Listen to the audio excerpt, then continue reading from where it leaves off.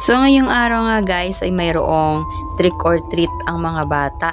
So ito ay ang mga daycare center na kung saan ay meron silang activity ngayong araw para sa trick or treats ng kanilang mga estudyante.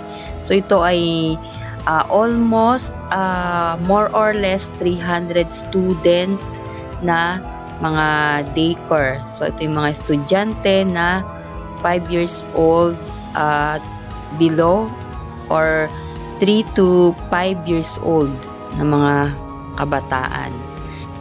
Dito nga hindi mapapantayan ng mga bata ang kasayahan na kanilang nararamdaman ngayong araw. Dahil sa saya ay hindi nila ito kayang itago. Siyempre pag bata ganyan talaga. Kailangan nilang ipakita kung gaano sila kasaya. So ito isang magandang experience para sa kanila habang sila ay nagsisimula pa lang. And then ito nga habang nagkakaroon pa ng pagtitipon ay nagkakaroon naman ng kasayahan itong mga chikiting na ito na wala nang ginawa kundi maglaro habang naghihintay ng kanilang mga oras.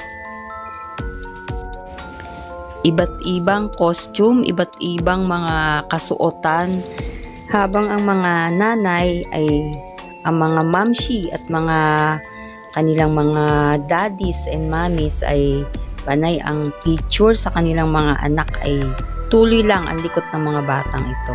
So nakakatuwa sila dahil alam nila na kapag ganitong trick or treats ay alam nila na sila ay makaka-receive ng maraming candies dahil ito ay syempre iminulat na sa kanila ng kanilang mga magulang na ito yung tradisyon na sinusunod ng mga kabataan ngayon, lalo na sa mga tulad nilang mga bata pa. At bilang pakikisa sa mga bata ay naki-cooperate ang mga opisina upang ang mga bata ay mabigyan ng kaunting kasiyahan na magdudulot sa kanila ng saya at magiging memorable para sa kanila. Nakakatuwang at talagang pinaghandaan din nila ang araw na ito. So, dito ay makikita natin na talagang naka-ready ang bawat office para sa kanilang pamimigay ng candies. Ito nga pala guys, yung aming opisina. Dito namin hihintayin ang pagdating ng mga bata para mamigay ng mga candies.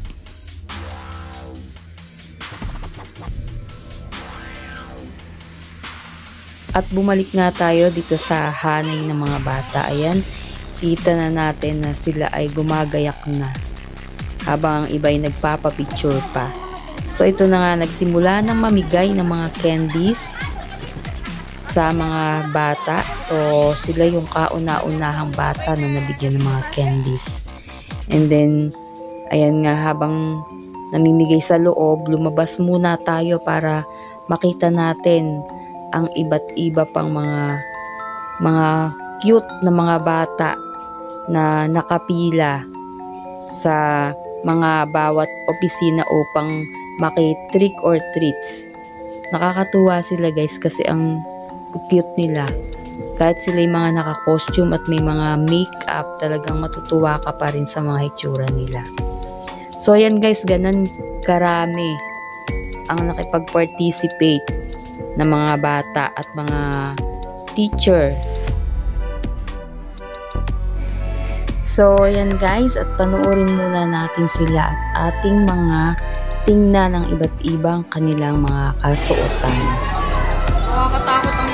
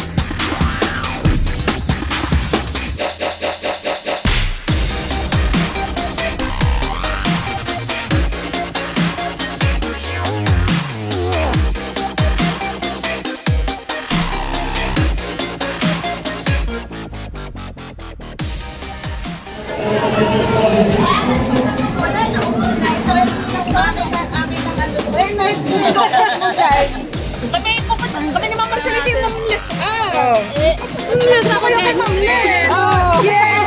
Ay, sa akin. May nadating pa.